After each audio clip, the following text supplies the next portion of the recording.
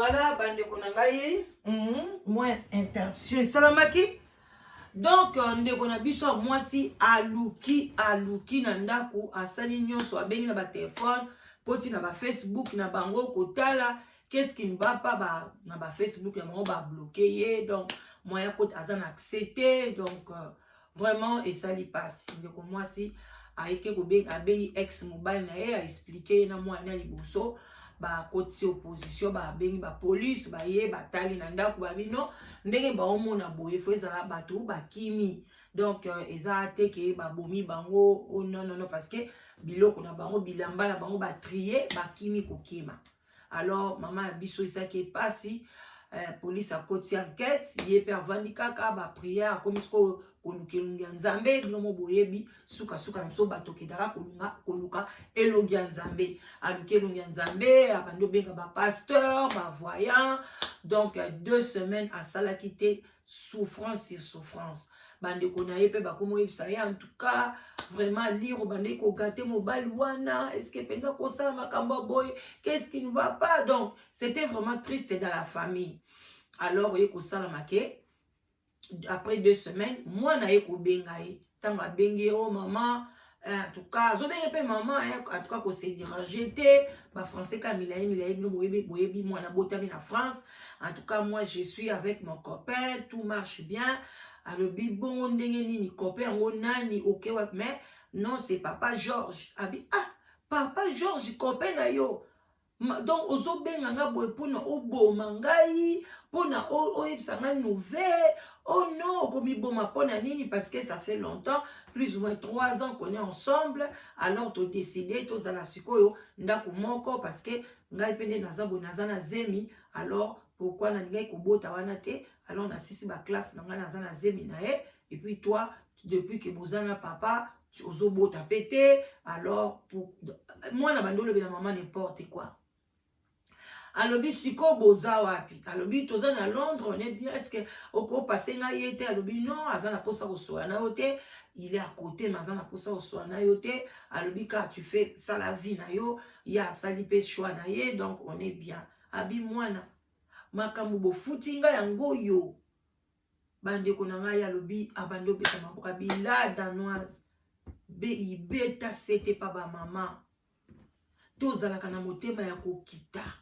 tozalaka na motema ya kolimbisa na komi kokanisa so na limbisaka mobali na ngai est-ce que makama boye ngai komelanga ou bien so na limbisaka ete na pema na ngai na vanda na ngaka boye bano bakola babima na kati ya ndako ndenga na zwa mobali alobi la dana za komi moto komi kobaluka na zwi numéro wana na kepesa ona ba police basala enquête baeba au juste baza wapi. Donc numéro ngo balobi ke non babengaki yango précisément na Londres mais tokoki kopesa yo penza quartier te photo sa no banquette parce que baza mikolo mais numéro ngo ezoleka lisusu te na bengi ya na nga lobi bakomo bazotala na bawenze na ba magasin ba. Donc Londres pesa munena walika bomone na mutu wapi bandeko eza pasi ndeko mwasi aza bien te abila danoise na kambo ekomelinga mobali nanga ex mobile na ngai akomi kolobo moni na senga obolimbisi oboya kolimbisa ngai tala place esuki elibiso na mwana ata doti otoliete eloko te mama en tout cas ngai nazoloba ngai tata mwana avant nga natia mutu na nga na se fona mona mwana na ngai na mobali ne ba ya awa pai na nga fona lia dota mwana nga luka do nazo eloko kana sengi yo benga kaka mobali na o soko saki je pona oteka mwana na ngai luka ye mwana ngai ya alobi donc famille ya ex ya mobali na ye bazo benga batata mwasi ya bana. Alors siko mwana o na yebisaki bino wana nde aye kopesa ye raison mwana wana kutu asazwa mukanda na ye aza na ye bien bandeko ne balobi omoni ndeko na biso yo zomela mobali mbondo mwana aza na kati ya ndako azobisaki mobali no azolinga ngai obengani olobi jamais eza baka balokuta mwana atiaki songi nzoka nde mbanda na yo alobi mama donc na famille nakomi humilié na miso ya bato soni mama nalati soni mibali tokuta na bango na mokili baza ba mibali baza ba demo babotama na ba mama baza na bandeko ya basi eske mobali wana aza pe na bandeko na basi bamosusu baza na kati ya Londres na bengi kutu bango na bibotala likambo bango babi George akosa likambo boye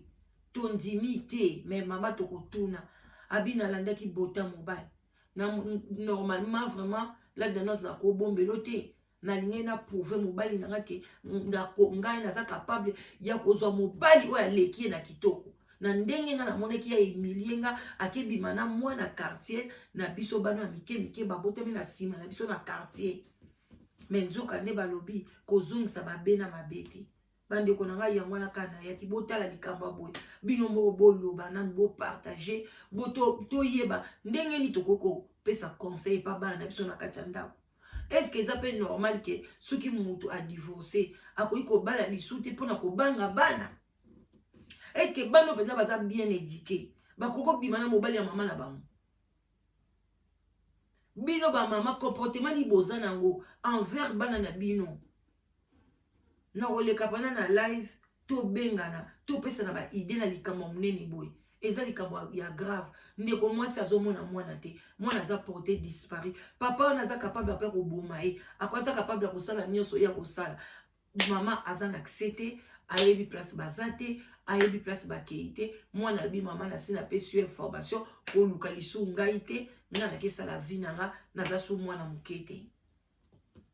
yango na ngai ka to komi na soko chité conseil nga lo babande konanga soki oza na problème na mobali na yo asali problème bande konanga ko welaka komona divorce likambo liboso te surtout soko yebi kasala ne ba faute te yaya meka kosala bilan ya ko peser les pour et les contre meka kosala bilan ya bolamu ni na mabe na e so omoni bolamu eleke bele mabe za muke mama malamu limbisa zwane wana parce que oyo ozokende oyebi ete oyo miyebeli moi 10 ans moi 15 ans moi 20 ans oyebi yaya oyo ozokende kozwa oyebi ete ngana na muta live together naza muto na pesa ka ba mabala naza bato nazo sunga communauté mais yaya na pesa ka conseil soki muto aye na tuni nanu na beta na lisolo ya vie na yo to solo la soki moyeza na lobaka mama na boyite za musala na ko lia pe mwa kwanga na ngamwa lipa wana mais na ko préférer mama meka nan ko zongela papa na yo meka ko limbisa pour la place ozokende oyebite tant so keitala aboyaki mobali oya ye pona ke bima na mwana quartier mais siko mobali oyo azuye mwana avani na kati ndako abima na ye pona nini azalaki pe polo okezwa mobali okako betele lisolo na boyi mobali wana parce que azuli ngambanda ya mwana moko ya muke na quartier na Congo ale mobali oya ye alobi yo kati ngai na ozulo na Congo te ngai na ozulo kana kati ndako bomoni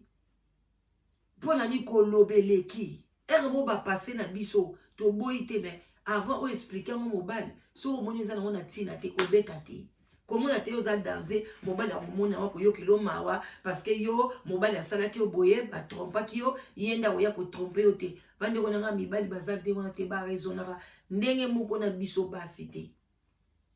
toza na même cerveau te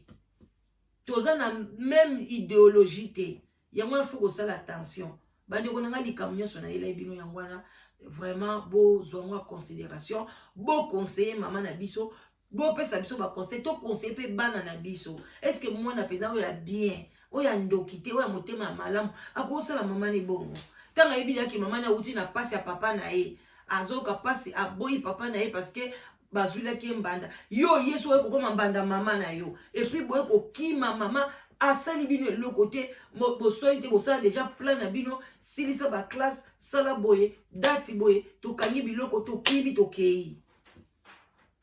mobali wana uteki na Londres azongi lisu awa na kati ya Londres papa George eza mawa makambo zo sala okufuta ngo pona ye moko pe papa George aza na bana pe ya basi oya botaki na libala na liboso aza pe na bana papa est ce que yo soko kondima ke mwana na mwasi bake kolala ye na mobali ya mama na ye pona ni bomonaka ke yo ozosala moninga pasi ozokanisa te ke pasi yo mpe okokoma mpe place wana.